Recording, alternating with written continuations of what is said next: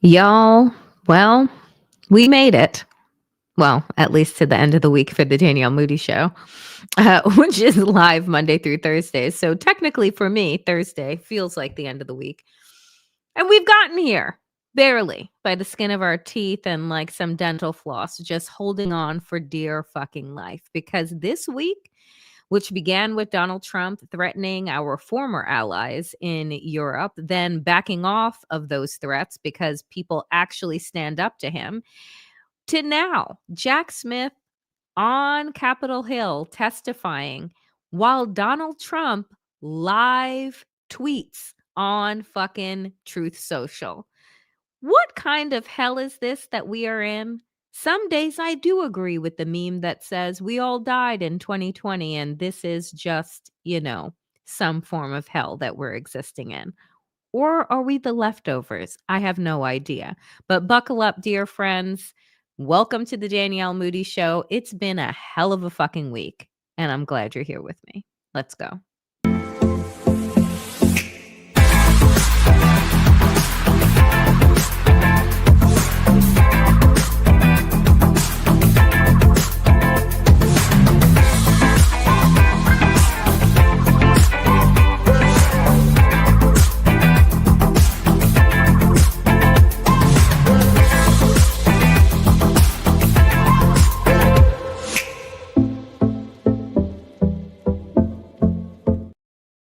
Someone said in the chat that Donald Trump is live tweeting like he doesn't have a job. I mean, he basically doesn't. He's just like a overgrown fucking like demented toddler that gets to be put in his playpen, and then they give him his phone when they hook him off of the stage because he can't manage to, I don't know, remember the absolute proper name of the country that he's trying to invade, but whatever.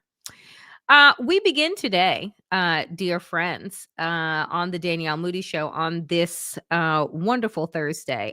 First and foremost, let me just say that if any of you are in the track of this historic storm that they have been talking about all over the news and all over the Weather Channel, that is going to basically put 100 million people in this country in its path, please do charge up all of your devices. Please do get provisions.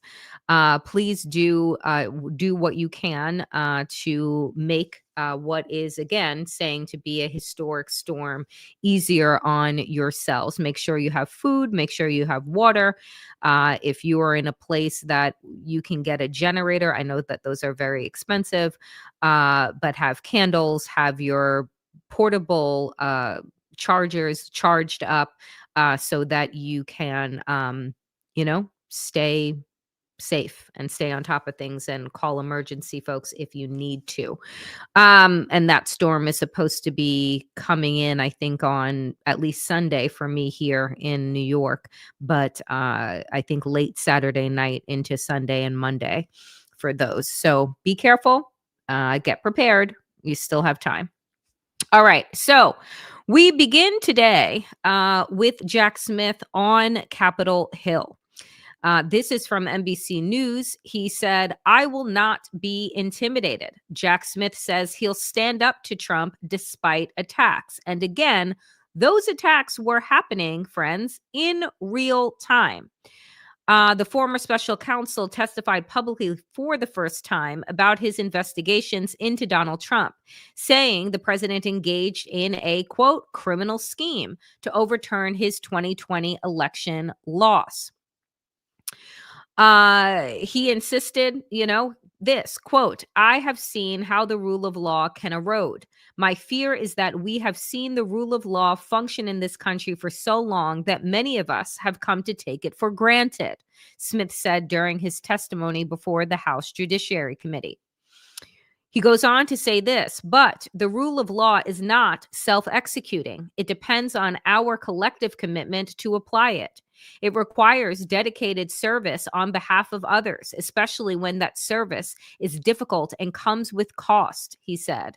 "Our willingness to pay those costs is what tests and defines our commitment to the rule of law and to this wonderful country." As Smith spoke, Trump continued his attacks against him, this time on his broke down social media platform, Truth Social. Smith said that Trump had made statements that, quote, are meant to intimidate me. I will not be intimidated, he said. I think these statements are also made as a warning to others. What will happen if they stand up? And I am, as I say, I'm not going to be intimidated. Um, and Jack Smith spoke very plainly, very clearly. Remember, he called for this because we spoke about this at the end of the year when we said that Jack Smith was called into a closed door meeting, and then those transcripts were released that he wanted to be released to the public because, again, he's saying, I have nothing to hide. And he opened up his testimony with basically stating that if I had the opportunity to investigate and indict Donald Trump again, I would because he fucking broke the law. What was really interesting was the fact that he unequivocally said, quote, I had grave concerns about obstruction of justice in this investigation, specifically with regards to Donald Trump. I was aware during the course of our investigation of targeting of witnesses. I had grave concerns about obstruction of justice in this investigation, specifically with regards to Donald Trump. Not only did we have the obstruction of justice that we were investigating in the classified documents case, but I was aware during the course of our investigation of targeting of witnesses during the course of the conspiracy itself. There were election workers who had their lives turned upside down and received vile death threats because they were targeted by Donald Trump and his co-conspirators. That risk, that threat to witnesses was only confirmed when we went forward in this case and Donald Trump suggested that one witness should be put to death and then also issued a statement to the effect of, if you come after me, I'm coming after you. In my mind, I can't think of a more direct threat. I mean, in any of our minds, can we think of a more direct threat that if you come after me, I'm coming after you? Can we not see that right now, over the last year, Donald Trump has been on a campaign of retribution, which is what he said that he was going to do on the campaign trail? And this has nothing to do with retribution for how his quote unquote base was wronged. No, it has everything to do with the ways in which Donald Trump was rightfully indicted multiple times because he is a fucking criminal. So Jack Smith went on and he said this at another portion of the testimony. Our investigation revealed that Donald Trump was not looking for honest answers about whether there was fraud in the election. He was looking for ways to stay in power. He, in fact, knew that the fraud claims he was making were false. Take a listen to this. Our investigation revealed that Donald Trump was not looking for honest answers about whether there was fraud in the election. He was looking for ways to stay in power. And when people told him things that conflicted with him staying in power, he rejected them, or he chose not even to contact people like that who would know if the election was done properly in the state. On the other hand, when individuals would say things that would allow him to stay in power, no matter how fantastical, he would latch on to those. That pattern, over time, we felt was powerful evidence that he, in fact, knew that the fraud claims he was making were false. You know, who were some of the Republican witnesses who told you that who told President Trump that his claims of election fraud were false? Can you share that with us? There were a range of witnesses. They ranged from people on his campaign team who had wanted him to win, were employed to help him win the election. They included state officials, state Republican officials, who wanted him to win, voted for him, campaigned for him, asked him and his co-conspirators to provide evidence to support their claims, and invariably, they never did. It included officials, advisors, people he worked with in the White House who he relied upon for important decisions and who he trusted in other contexts. We felt we had strong evidence from a variety of sources. Time of the gentlelady has expired. Mr. Chairman, with my fellow Californian, you were allowing the witness Yeah, it's a to good answer. question. Isn't that grounds to let him answer? I've given him 30 seconds extra, the gentlelady 30 seconds extra. If the gentleman can be concise and finish up here quickly, we will allow him to finish. Yes, sir. I hate just Jim conclude saying Jordan. We felt that constituted powerful evidence of the knowing falsity of his statements in furtherance of the fraud. Mr. Chairman, I would So there you have it. You have one, clearly the questioning that happened from Republicans and Democrats were along partisan lines. You have Jim Jordan, who is a Trump lackey and himself was, allowed for students under his watch and athletes to be sexually assaulted and did absolutely nothing about it. We remember that, right? Birds of a feather seem to constantly flock together. Nonetheless, as he was making his statement, basically saying that Donald Trump was, in fact, not only targeting witnesses, but that he was latching on to any cockamamie idea that came across his staff, knowing good goddamn well that they were false, but anything that would keep him in power is what he would listen to and latch on to. And he was making that very clear and known. And Jim Jordan is like, your time is expired, right? No, we can all hear what is going on here, correct? So again, this was even playing on Fox News.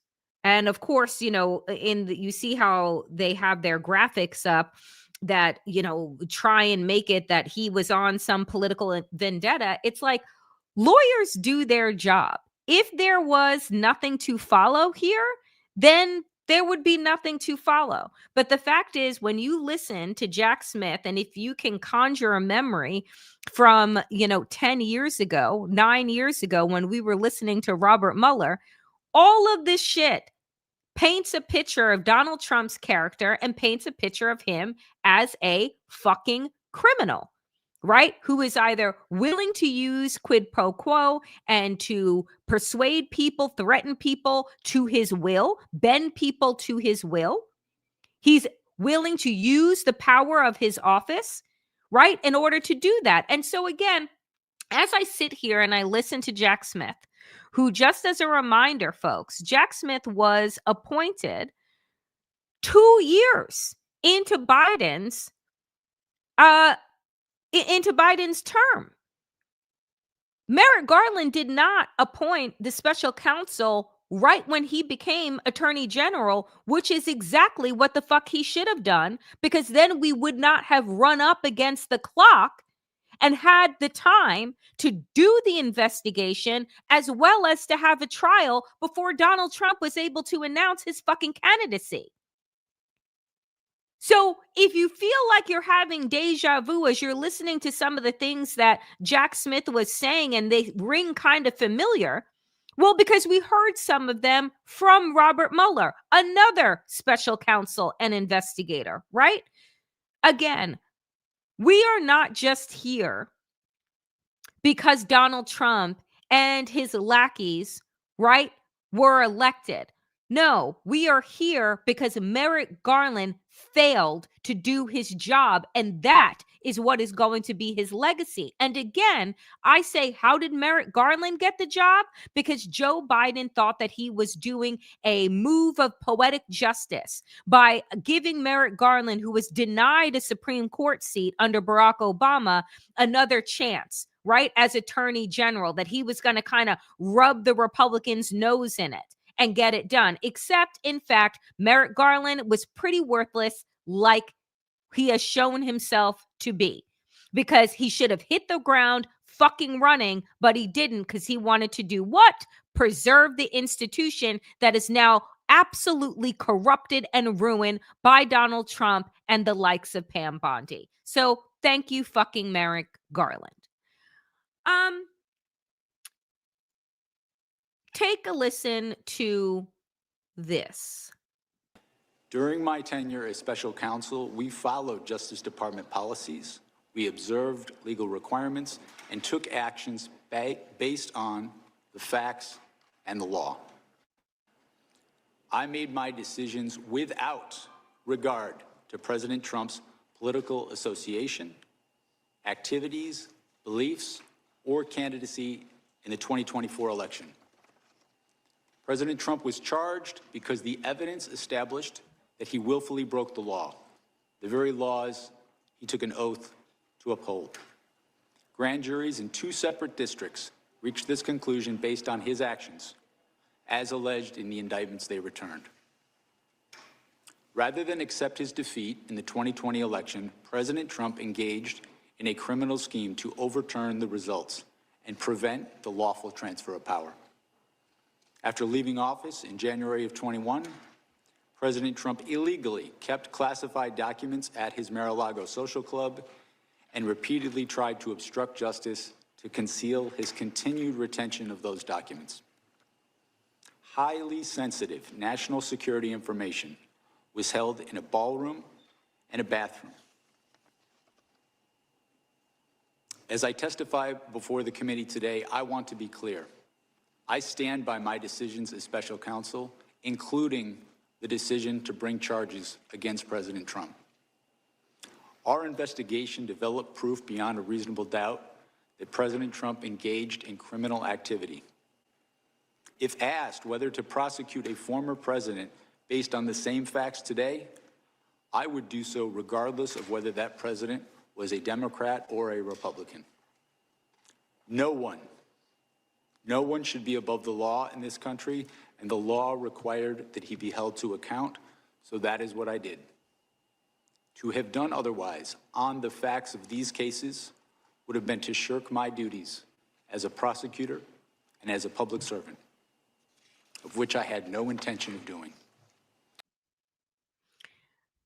Jack Smith should have been given the opportunity, again, from day one of Joe Biden's presidency, to pursue an investigation, an indictment, and a full trial against Donald Trump for 1, trying to steal the 2020 election, for 2, stealing critical documents that did not belong to him but belonged to the United States, and possibly, as he alluded to in his closed door testimony, potentially sell that information to foreign agents.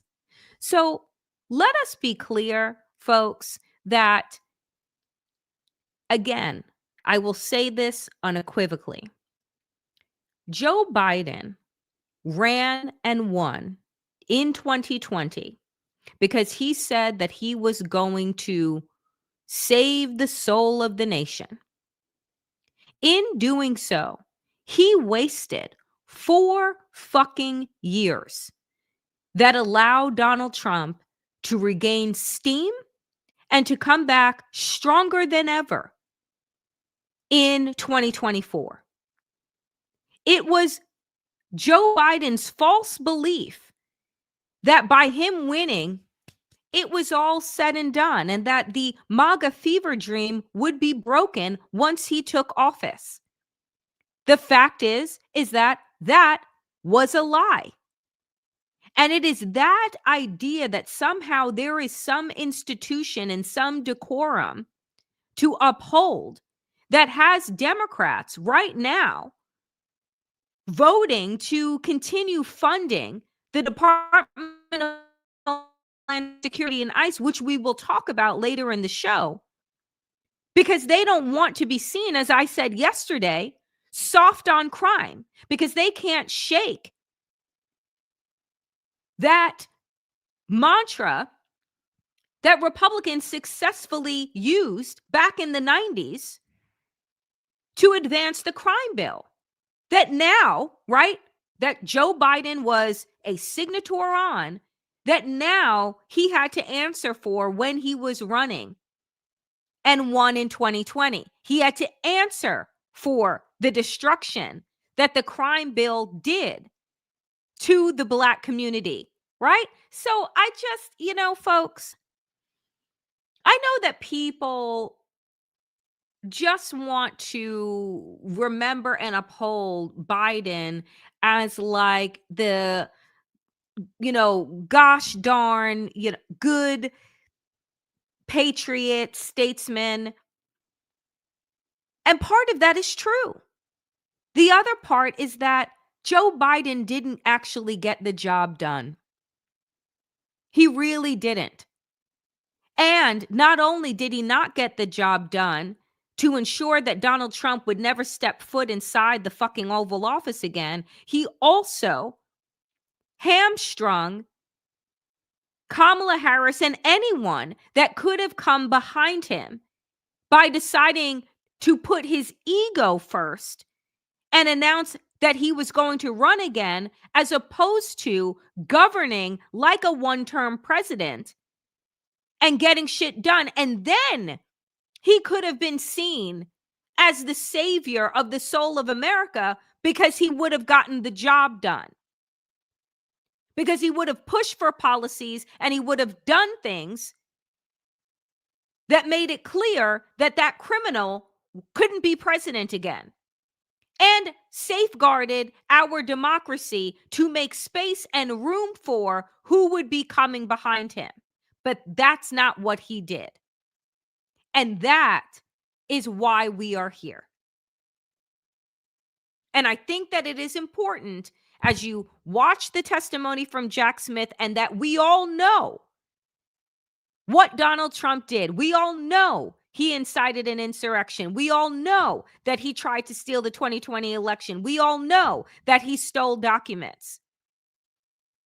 And even though every single one of those cases was shut down because he won the 2024 election, we also know that Fonnie Willis down in Georgia put together an ironclad RICO case because that's what it was, a crime organization and operation. And Donald Trump knew that if he did not win the 2024 election, he was most certainly going to go to jail. Time was not on our side, and that was Joe Biden and Merrick Garland's doing. And I, for one, will never forgive them for it. Ever. So we switch gears now to talk about the other scheme that had gotten off the ground in the summer, with Donald Trump telling folks in red states that he wanted to add 100 new Republican seats to make a supermajority ironclad in the House of Representatives and in Congress so that Republicans could rule forever. And they were gerrymandering and skirting the rules in order to do so.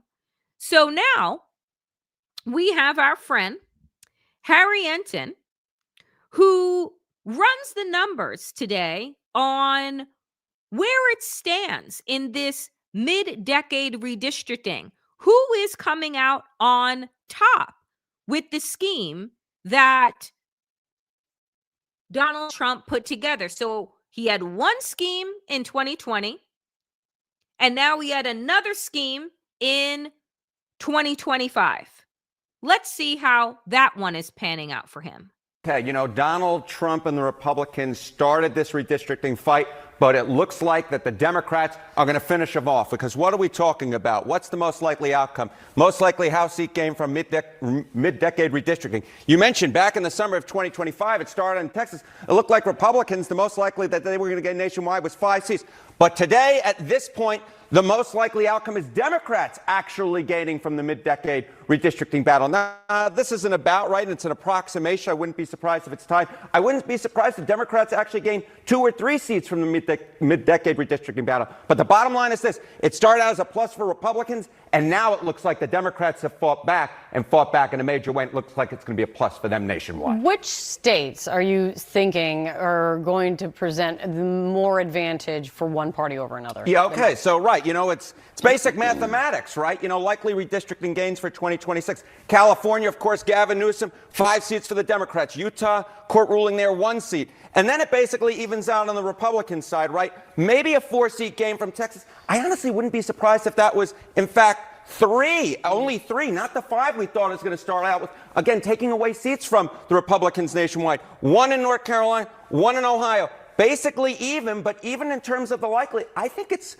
more likely than not that Democrats are going to be on the plus side of this equation when you add up the different states. What other states are you watching, though, for a possible, to impact this outcome? Yeah, okay. What about the potential gains? The potential gains. There was a big ruling in New York court yesterday. It could be Democrats gain a seat there. This is potential. Maryland may be a seat there. It may redistrict and put an 8-0 map instead of the 7-1 currently. How about 3 seats in the Commonwealth of Virginia? You're looking at 5 on this side, then maybe 3 in Florida for Republicans, 1 in Missouri. But again, here, what are we talking about? We're talking about 5 versus 4. 4 on the GOP side, 5 on the Democrat side. You just start adding the states up over and over and over again. And what you see is what you see at the top here, which is the most likely outcome at this point is Democrats, not Republicans, gaining from redistricting. What a change. If you said to me last summer, Democrats more likely to gain than Republicans, I wouldn't buy it. But again, as I said at the start, Donald Trump and the Republicans started this mid-decade redistricting war,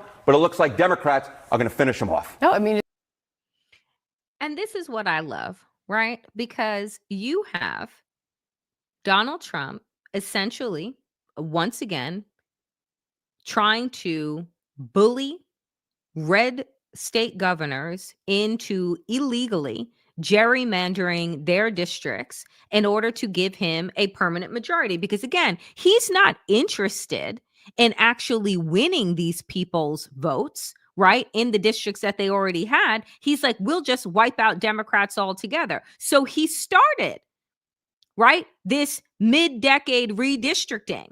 And how is it working out for him?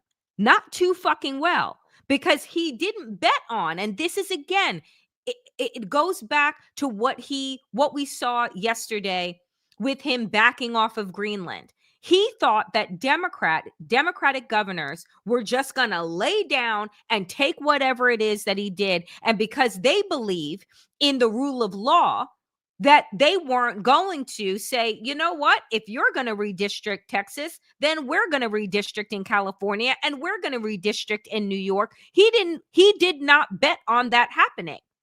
Not to mention, by the way that Newsom decided to redistrict is that he brought it to a vote. He brought it to the people in November. And the people overwhelmingly voted to change the maps to add the seats. Whereas in Texas, they said, we're just doing what we're doing. We don't give a fuck what you say. So when it was taken to court for both of those states, they were upheld. But you're seeing how it is panning out, that it is giving a net gain to Democrats because we have bigger states and more people.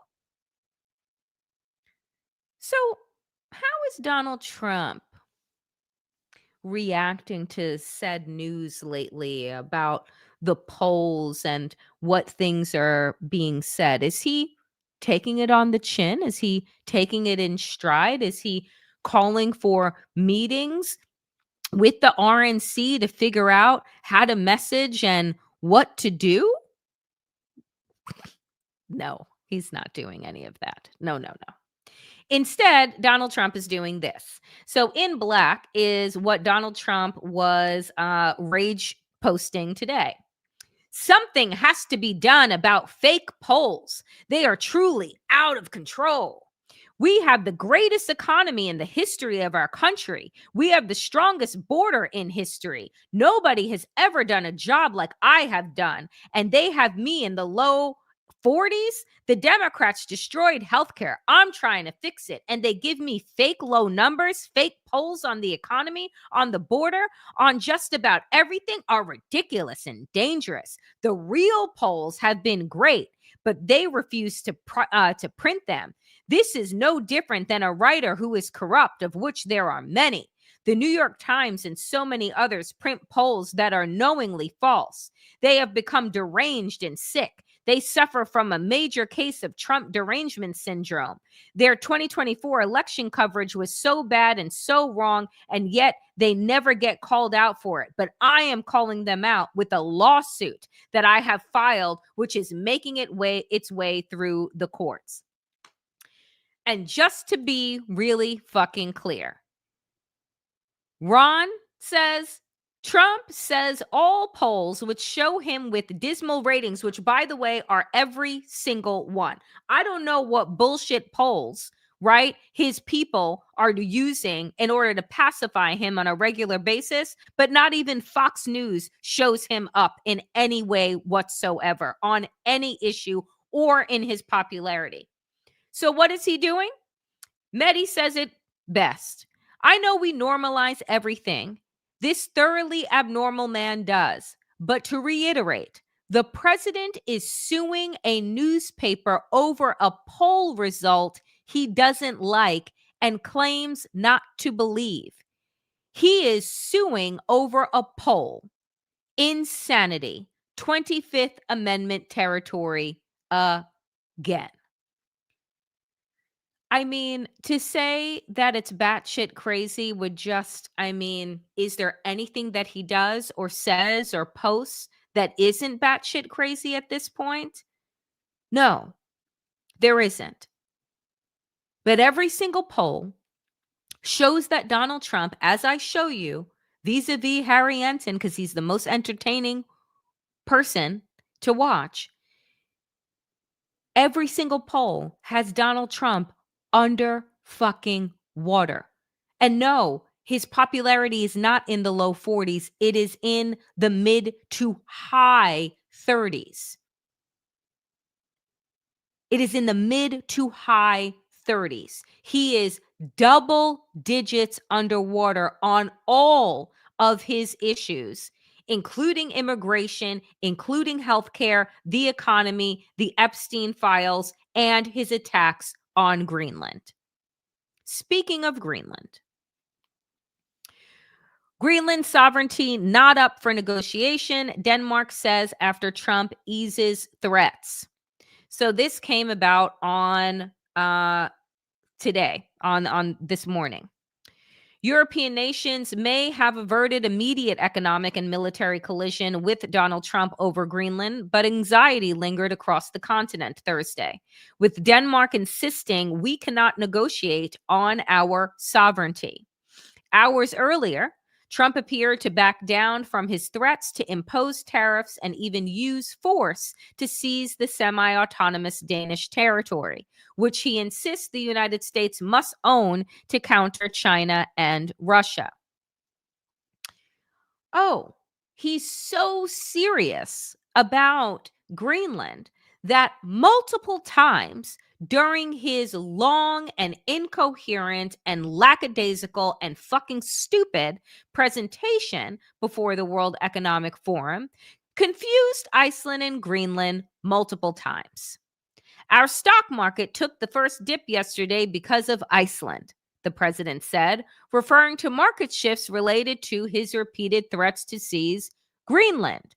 So Iceland's already cost us a lot of money. What?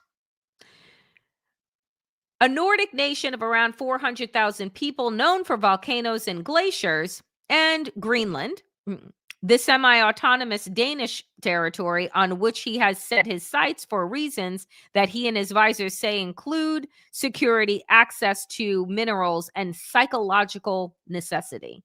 The psychological necessity here is that someone fucking examine Donald Trump because he is an absolute fucking moron. I'm helping Europe. I am helping NATO. And until the last few days when I told them about Iceland, they loved me. However, it is Greenland that is at the center of the transatlantic tensions over Trump's repeated threats to seize the territory. Can you imagine?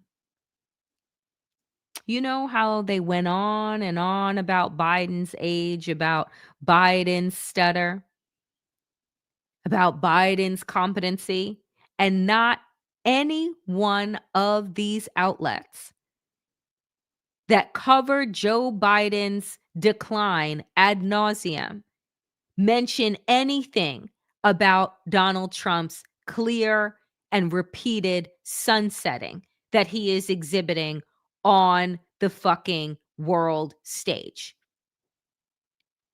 Folks, it's not an easy slip up. Okay. So for those that are just like, oh, I don't have any idea what you're talking about. Oh, Lord. Thank God for Stephen Colbert. When one of the journalists who was attending the summit at Davos, a woman named Libby Dean, tweeted that Trump called Greenland Iceland multiple times, Caroline Leavitt responded, "No, he didn't, Libby. His written remarks referred to Greenland as a piece of ice because that's what it is."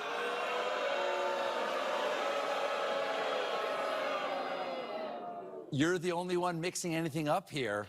That is some grade A Big Brother propaganda.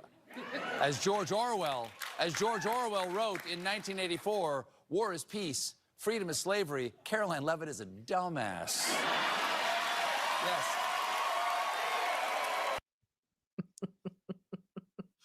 God bless Stephen Colbert, just like knocking him down on his way out. I needed to give you that little bit of levity because the next story isn't funny at all. It is absolutely abhorrent. And I'm certain that if you have an algorithm that works in the way that mine does, you saw this yesterday. And it is this 5-year-old boy taken by ICE in Minneapolis area being held with father at Texas facility. This is little Liam. This is an ICE agent standing behind Liam, who has his floppy little winter hat on, what looks like a Spider-Man backpack, being abducted by ICE agents as a way to lure his father into custody. It is sick. It is grotesque. And I swear to God, there is not going to be enough room in hell far enough down for these fucking animals. A 5-year-old who was taken by federal agents from the driveway of his Metro Minneapolis home Tuesday after returning from preschool is being detained with his father at an immigration and customs enforcement facility in Texas. They picked up this little boy and fucking kidnapped him and took him states away to Texas. The preschooler, Liam Caneo Ramos, was removed from the family's running car, said Zena Stenvik, superintendent of the school district in Columbia Heights, a Minneapolis suburb. Quote, another adult living in the home was outside and begged the agents to let them take care of the small child, but was refused, Stenvik said at a news conference Wednesday. An agent led him to the door and directed him to knock on the door. They used this baby as a shield for ICE. They took him from a running car, used him as a shield to get the door open as ransom. That is what ICE is doing. ICE did not and has never, this is what was posted by DHS on X. ICE did not and has never used a child as bait. The child was abandoned. Abandoned by whom, you fucking liars? This son of a bitch, J.D. Vance, held a press conference in which he perpetuated the lie and said that ICE agents rescued the 5-year-old boy from the freezing cold. Family members were in the house. Family members were in the running car. Who the fuck are you rescuing this child from? He was coming home from preschool. From preschool. I swear to God, I pray that I live to see the day that these people are taken down. I really do. I really, really do. Because I know right now, folks, it feels like we are never going to see the end. It feels like every day is worse than the last. But I pray that you and I live to see the takedown of these immoral fucking monsters. I want to read you this post from Qasim Rashid, and if you don't follow him on Substack or on Threads and Blue Sky, you absolutely should. Because I want you to see how he phrased it, because this is what American news would phrase this as if it happened in another country. New report says Hamas kidnapped a 5-year-old and transported him hundreds of miles away as a ploy to lure his father to capture and torture him. Outrageous behavior that, correction. ICE kidnapped 5-year-old Liam Ramos and transported him hundreds of miles away as a ploy to lure his father to capture and torture him. God bless these patriots.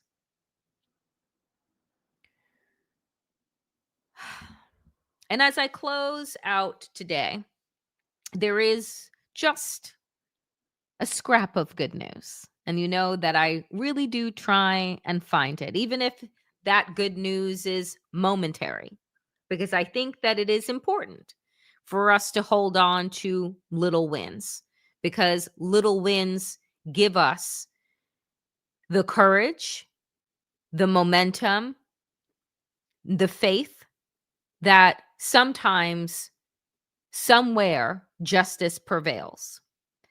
And today it is here. Judge declines to sign off on charges against former CNN anchor Don Lemon. A federal magistrate judge declined to sign off on charges against Don Lemon, the former CNN anchor, in connection with a protest at Minnesota church over the weekend, according to a person familiar with the matter. The magistrate's decision enraged the Attorney General Pam Bondi, according to NBC News and CNN.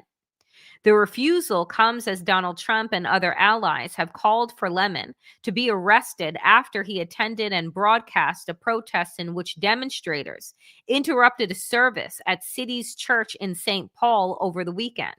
Protesters said they were there because a pastor at the church was the acting field director of a local ICE office, and videos of the incident went wild. Abe Lowell, an attorney representing, it's either Abe or Abby, unclear. So we'll just say Attorney Lowell, representing Lemon, said Lemon engaged in constitutionally protected activity. Quote, Hold 1 second, friends. There is a troll that I am getting rid of. Okay. Um, the magistrates reported actions confirm the nature of Don's First Amendment protected work this weekend in Minnesota as a reporter. It was no different than what he has done for more than 30 years, reporting and covering newsworthy events on the ground and engaging in constitutionally protected activity as a journalist, he said. Should the Department of Justice continue with a stunning and troubling effort to silence and punish a journalist for doing his job, Don will call out their latest attack on the rule of law and fight any charges vigorously, thoroughly in court. Small win. I will say, though, that folks, however, there are multiple protesters from that same church who have been arrested.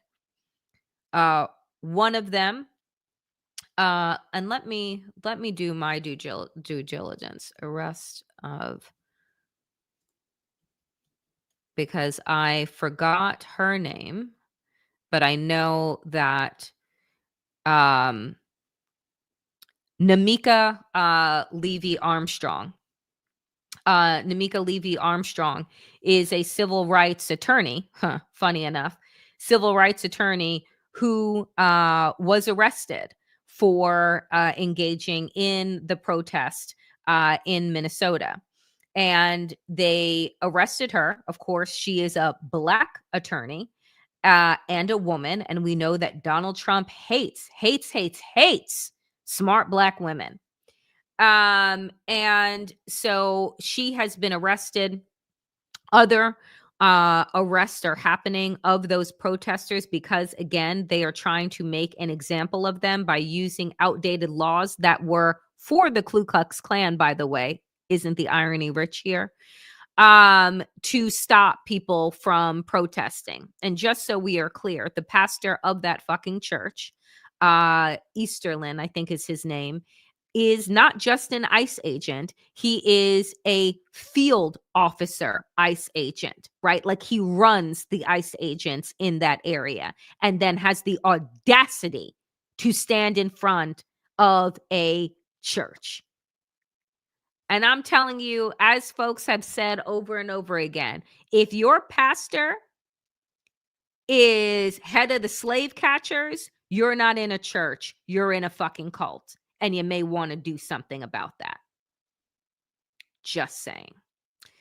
And finally, dear friends, as I end today, I want to remind you, you have the ability to take action. You have the ability to call Congress and demand ICE be defunded.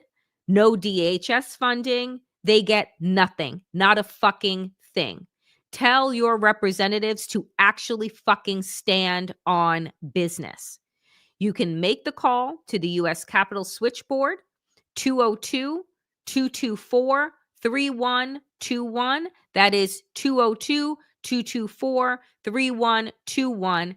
And ask them, right, to be connected to your member's office and deliver your message. Again, you can go to 5calls.org to get a script.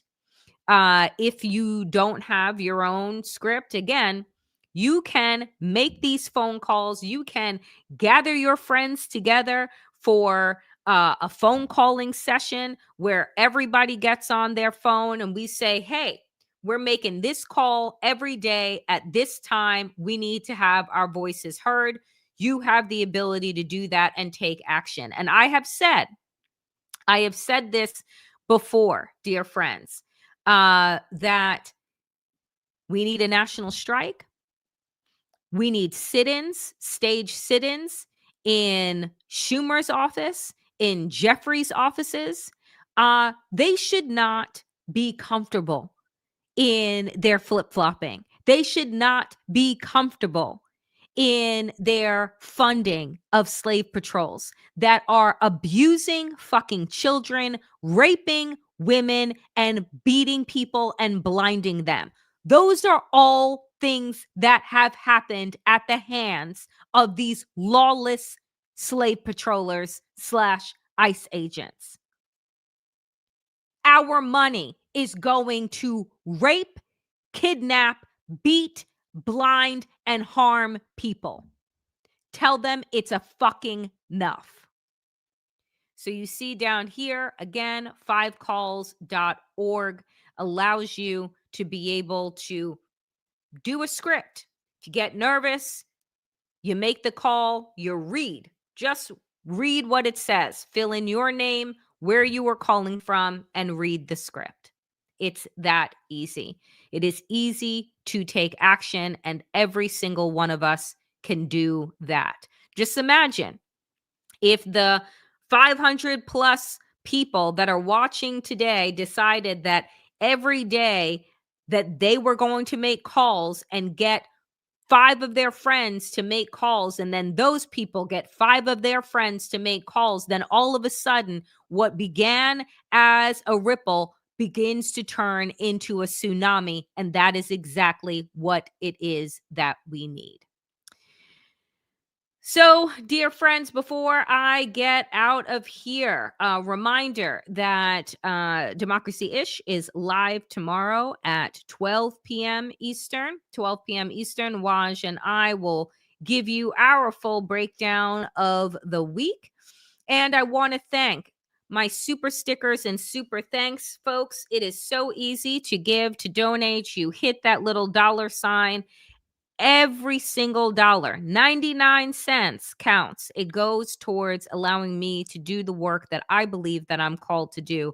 And this show is 100% people powered. It is because of you all that I am here. So I want to shout out Susan, as always, our fantastic moderator, for moderating the chat on a regular basis every single day. And also your donation. Thank you to Sandra for $1.99. Thank you to T-Gal for your $2. Thank you to Every Eve for your $5. Lucy, thank you so much for your $5. Estella, thank you so much for the $19.99. Corey Lear, member for 2 months. Thank you so much for becoming a member of the channel and for your $4.99. Yeah, okay, whatever. Thank you for the $20. I appreciate you. In the middle of nowhere, thank you so much for the $10. And Henry Flores from Texas, thank you for the $20, folks. It is just with, I show up, like I say, every single day because of all of you. Because there are some days, I tell you, I don't want to turn on this microphone. I don't even want to open the computer because I don't want to see what hot mess has been delivered upon us. But I believe that staying informed matters, that delivering you all information matters so that you can make informed decisions, so that you can take action. Right? And without all of you showing up here in the chat, in the comment section, on my Substack, The Damn Digest, I wouldn't be able to do it. I wouldn't have the strength. I think I would have given up. So I just want to thank each and every one of you. I want to thank you for all of the likes, the comments, and the subscribes. They go a long way. We are trucking along here. We're like the little engine that could. And we're a small but mighty community, and it is because of all of you. And if you're watching this on the Damn Digest, as well as my YouTube, know that my content is always free. But if you have the ability to become a paid subscriber, do consider doing so and supporting independent media. All right, my dear friends, as always, thank you so much, Allison, for your $10. Appreciate you. As always, power to the people, and to all the people power. Get woke, stay sane. And in these extraordinarily dangerous times, dear friends, do stay safe. I hope that you have a joy-filled weekend. Please do prepare for this extraordinary snowstorm. Let's hope we have power. And I see you all on Monday here at the Danielle Moodie Show. But in the meantime, do tune in 12 p.m. Eastern tomorrow for Democracy-ish. Be well, take care of yourselves and each other. I'll see you back here tomorrow, 12 p.m. Eastern. Appreciate you.